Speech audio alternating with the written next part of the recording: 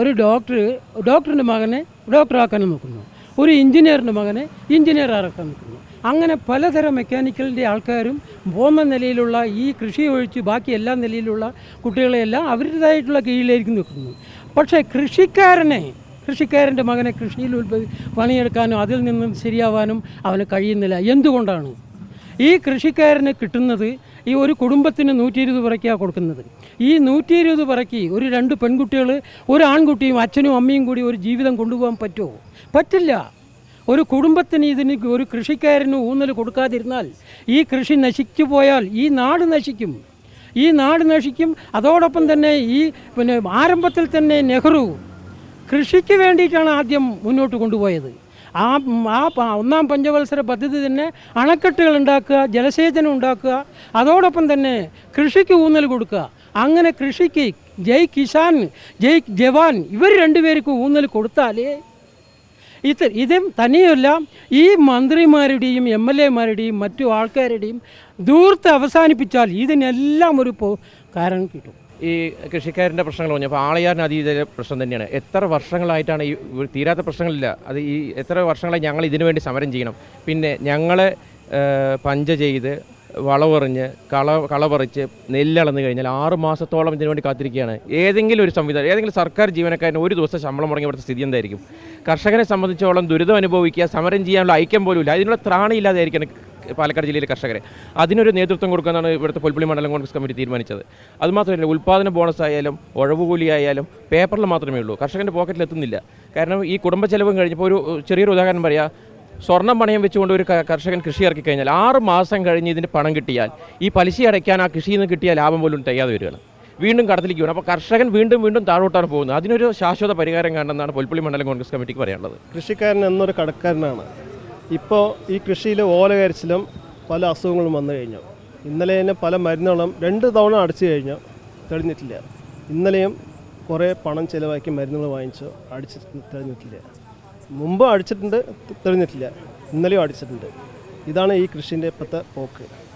അപ്പോൾ ഇതിനൊരു പരിഹാരം ഉണ്ടാക്കി ഈ ഓലകരിച്ചിൽ വന്ന കുറേ വർഷങ്ങളായി. മരുന്നുകൾ തരുന്നുണ്ട്, അടിക്കുന്നുണ്ട്, പക്ഷെ ഒരു തെളിഞ്ഞു വരുന്നില്ല. ഇതാണ് ഇപ്പോഴത്തെ സിറ്റുവേഷൻ കൃഷിക്കാരുടെ. നിലവിൽ കർഷകർ ഇത്രയും അവഗണന അനുഭവിച്ചുകൊണ്ട് വരുമ്പോൾ, അതായത് നെൽവിത്തായിക്കോട്ടെ, നെല്ല് സംരംഭമായിക്കോട്ടെ, നെല്ലിൻ്റെ ബാക്കിയുള്ള വിലകളായിക്കോട്ടെ, എല്ലാ തസ്തികയിലും കർഷകർ അനുഭവിക്കുകയാണ്. വേദനകൾ അത്ര അനുഭവിക്കണം. ഇത്രയും നിലവിലിരിക്കെ, ഇത്രയും ബുദ്ധിമുട്ടുകളിരിക്കെ നെല്ലിൻ്റെ ഒരു ചാക്കിന്, അതായത് നെല്ല് ഇത്രയും കഷ്ടപ്പെട്ട് ഇതെല്ലാം മറന്നുകൊണ്ട് ഇത്രയും നഷ്ടവും കഷ്ടവും അനുഭവിച്ച് ഒരു നെല്ല് ഉൽപ്പാദിച്ച് അതിനെ ഒരു ചാക്കിലാക്കി കൊടുക്കാൻ അതിന് കയറ്റുകൂലിയായിട്ട് 25 രൂപയാണ് വാങ്ങിക്കണത്. പിന്നെ സർക്കാർ വളരെ വ്യക്തമായിട്ട് പ്രഖ്യാപിച്ചിരുന്നു, അതാത് മില്ലുകാർ ചാക്ക് കർഷകന് നൽകും, അതിന് പൈസ ഈടാക്കില്ല എന്ന്. ചാക്കിന് പോലും 12 രൂപ വെച്ചിട്ടാണ് പൈസ കർഷകരുടെ കയ്യിൽ നിന്ന് വാങ്ങിച്ചിട്ടാണ് ചാക്ക് കൊടുക്കുന്നത് മില്ലുകാർ. അപ്പോൾ ഇതൊരു ലോബിയാണ്. ഈ ലോബികളെ സഹായിക്കുക എന്നാണ് സർക്കാരിൻ്റെ ഇപ്പോഴത്തെ നീക്കങ്ങൾ. അത് ഈ കാര്യത്തിൽ അറിയണ്ടല്ലോ. കാരണം സൗജന്യമായി നൽകുന്ന ചാക്ക് 12 രൂപയും ഒരു നെല്ല് ഒരു ചാക്ക് ആക്കി അതിനെ കയറ്റി അവിടെ വെക്കാനായിട്ട് 25 രൂപ കൂലിയും. ഇത് ഏത് തരത്തിലാണ് ന്യായം? കർഷകരിനെ ഏത് തരത്തിൽ ഉപദ്രവിക്കാതിരിക്കുന്നത്? അവർ ദയവ് ചെയ്ത് കർഷകരെ ആത്മഹത്യയിൽ എത്തിക്കരുത് എന്ന് വീണ്ടും ഞങ്ങൾ അഭ്യർത്ഥിക്കുകയാണ് സർക്കാരിനോട്.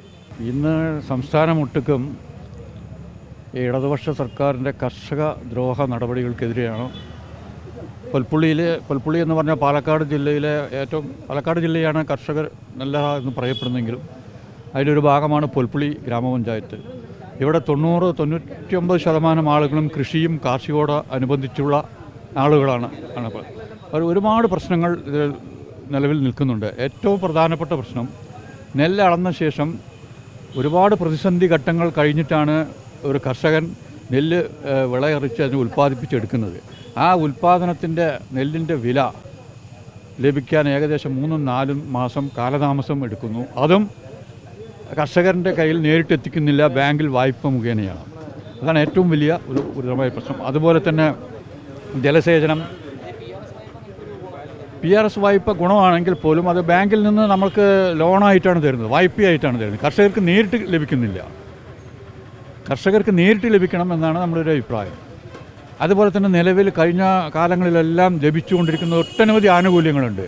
അത് ഉൽപ്പാദന ബോണസായാലും ശരി, ഉഴവ് കൂലി, പലിശ രഹിത വായ്പ, അങ്ങനെ ഒട്ടനവധി ആനുകൂല്യങ്ങൾ മുൻകാലങ്ങളിൽ ലഭിച്ചുകൊണ്ടിരുന്നു. അതൊന്നും ഇപ്പോൾ നിലവിൽ ലഭിക്കുന്നില്ല.